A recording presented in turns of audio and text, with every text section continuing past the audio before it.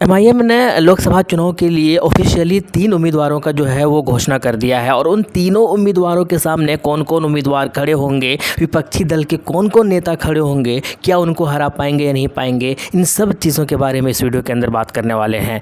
जैसे कि आप सबको पता है कि असदुद्दीन ओवैसी ने ऑफिशियली जो है 3 उम्मीदवारों का जो है वो घोषणा कर दिया है कल। सबसे पहले हैदराबाद लोकसभा चुनाव से असदुद्दीन ओवैसी ने कहा है कि उनकी पार्टी एमआईएम पार्टी जो है असदुद्दीन ओवैसी को ही टिकट देने जा रही है। इसके साथ बिहार के किशनगंज से जो है अख्तरुल ईमान को टिकट देने जा रही है, टिकट दे दिया गया है और साथ के साथ औरंगाबाद महाराष्ट्र से इम्तियाज़ जलील को जो है वो टिकट दिया जाएगा, वो उम्मीदवार जो है उनको बनाया गया। तो ऑफिशियली 3 उम्मीदवार को इस बार लोकसभा चुनाव के लिए जो है वो ऐलान कर दिया है। बाकी इसके अलावा और भी बहुत सारी चीज़ों का ऐलान हुआ है, लेकिन कुल मिलाकर हम देखेंगे कि इन तीनों ही उम्मीदवार, ये जो ऐसे उम्मीदवार है जो तीनों के तीनों सीट आसानी से जीत सकती है और इनके सामने कौन कौन उम्मीदवार खड़े होंगे और पिछली बार क्या हुआ था, इन सारी चीज़ों को हम लोग एक एक करके देखने वाले हैं। तो सबसे पहले चलिए हम बात करते हैं बिहार की। सबसे पहले बिहार के बारे में बातें करेंगे। बिहार की अगर बात की जाए तो 2019 के अंदर बिहार के अंदर भी यानी किशनगंज के अंदर जो है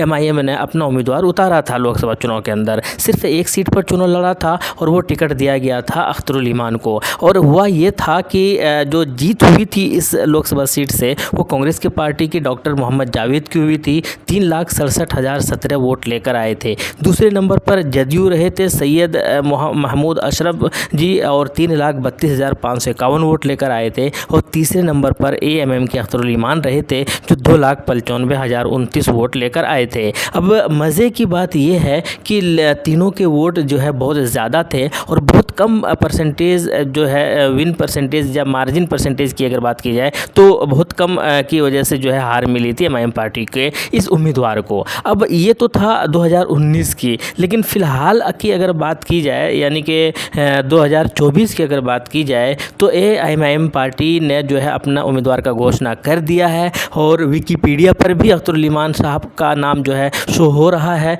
लेकिन इसके अलावा अभी तक जदयू ने जो है अपना उम्मीदवार को जो है घोषणा वो किया नहीं है। साथ के साथ कांग्रेस ने भी अपना उम्मीदवार का घोषणा किया नहीं है। तो अभी तक हमें ये नहीं पता है कि ऑफिशियली अख्तरुल ईमान के सामने कौन कौन जो नेता है, जो उम्मीदवार है वो खड़े होंगे और अख्तरुल ईमान को कितना ज़्यादा टफ टाइम देंगे, ये अभी तक ऑफिशियली पता नहीं है। लेकिन अगर पिछले बार के हिसाब से अगर बात की जाए तो क्या मोहम्मद जावेद और सैयद महमूद अशरफ यही लोग सामने खड़े होंगे, ये तो खैर बात की बात है। लेकिन कुल मिलाकर ये सीट जो है एमआईएम के हिस्से में जा रही है, ऐसा माना जा रहा है, ऐसा लग रहा है और सर्वे से भी पता चल रहा है कि अख्तरुल ईमान ये सीट निकाल रहे हैं। और इसीलिए असदुद्दीन ओवैसी भी काफ़ी ज़्यादा कॉन्फिडेंस नज़र आ रहे हैं कि किशनगंज लोकसभा की सीट जो है एएमएम के हिस्से में जा रही है इस बार, क्योंकि पिछले बार बहुत ही कम वोटों से जो है हार मिली थी और उम्मीद यही है कि इस बार जो है उसको भुनाएंगे भी। खैर इसके अलावा अगर हम बात की जाए, और हाँ मज़े की बात यह है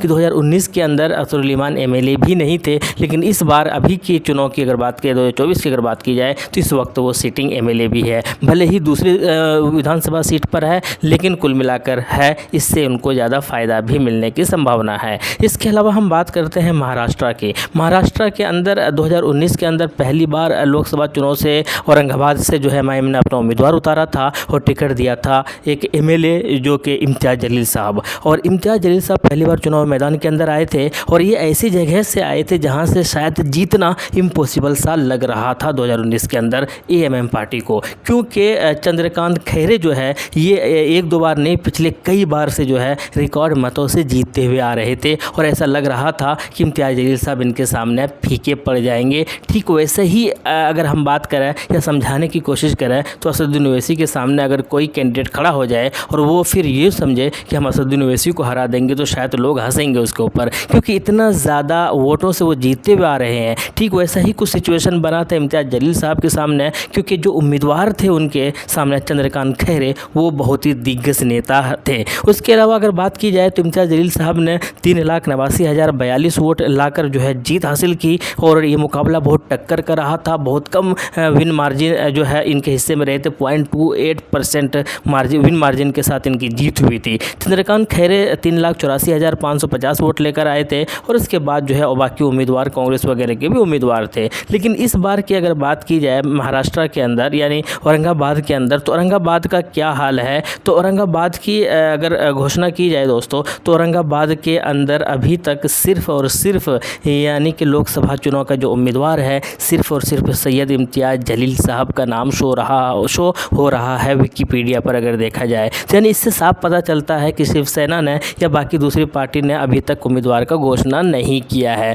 और यही वजह है कि इम्तियाज़ जलील साहब कह रहे थे कि जब सब कोई अपना पत्ता खोलेंगे, तब जब सब कोई अपने उम्मीदवारों का घोषणा करेंगे, तब जाकर हम या एएमएम पार्टी अपना पत्ता खोलेगी महाराष्ट्र के अंदर। साथ के साथ उन्होंने ये भी कहा है कि हम 6 सीट पर चुनाव लड़ रहे हैं महाराष्ट्र के अंदर इस बार लोकसभा चुनाव के अंदर। साथ के साथ उन्होंने ये भी कहा है कि मेरे लिए ऑप्शन है कि मुंबई से या औरंगाबाद के अलावा हम मुंबई से भी चुनाव लड़ सकते हैं, लेकिन ये कुल मिलाकर फैसला जो करेंगे वो असदुद्दीन ओवैसी करेंगे। और असदुद्दीन ओवैसी ने ये कहा है कि इम्तियाज़ जलील साहब जो है वो औरंगाबाद से चुनाव लड़ेंगे। खैर कुल मिलाकर अगर पिछले बार की अगर बात की जाए तो यही हाल था कि अब ये देखना है कि इनके सामने उम्मीदवार कौन होंगे, और जो है वो अगर होंगे तो उससे साफ पता चलेगा कि वो उसको हरा पाएंगे और कितने वोटों से हरा पाएंगे। ये तो सामने के उम्मीदवार को देखकर ही पता चलेगा। खैर कुल मिलाकर अभी तक ऑफिशियली जो है किसी भी पार्टी ने उस तरीके से घोषणा किया नहीं है, इसीलिए आपको विकिपीडिया पर इसके अलावा सैयद इम्तियाज़ जलील के अलावा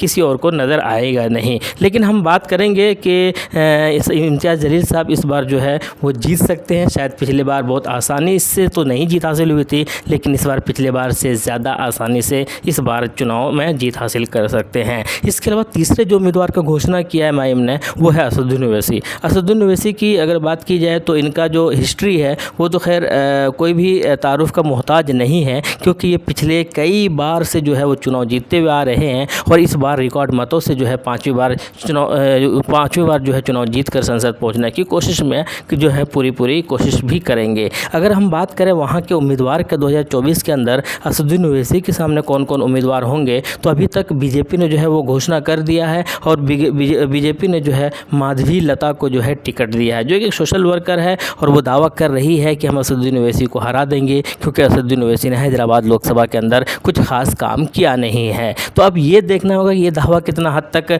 ये जो कर रही है वो उसके अंदर सफल होगा या नहीं होगा, ये तो आने वाले वक्त में ही पता चलेगा। कांग्रेस ने अभी तक कोई पत्ता खोला नहीं है, कांग्रेस ने अभी तक उम्मीदवार का घोषणा किया नहीं है। एमआईएम का उम्मीदवार असदुद्दीन ओवैसी है, बीजेपी का उम्मीदवार माधवी लता है और बीएसपी ने भी अपना उम्मीदवार खोला नहीं है। और ये देखना है कि कौन होंगे इसके सामने। अगर पिछले बार की अगर बात की जाए तो पहले असदुद्दीन ओवैसी 2019 की अगर बात की जाए तो असदुद्दीन ओवैसी ने 5,17,471 वोट लाए थे। लगभग परसेंटेज की अगर बात की जाए तो 58.95%। वहीं पर बीजेपी ने जो है भागवनाथ राव को टिकट दिया था और 2,35,285 वोट लेकर आए थे। लगभग इनके आधे भी नहीं ला पाए थे। टीआरएस ने वह भी टिकट दिया था। फिरोज़ खान को जो है कांग्रेस ने टिकट दिया था और वो 49,944 वोट लेकर ही आए थे। तो ये सारे जो चीज़ें हैं, ये जो तीनों के तीनों उम्मीदवार है एमआईएम पार्टी का, वो एक ज़बरदस्त उम्मीदवार है, वो एक सुलझे हुए उम्मीदवार है, वो एक मंझे हुए उम्मीदवार है। और ये माना जा रहा है कि ये तीनों उम्मीदवारों का जो जीत है वो इस बार यकीनी मानी जा रही है, क्योंकि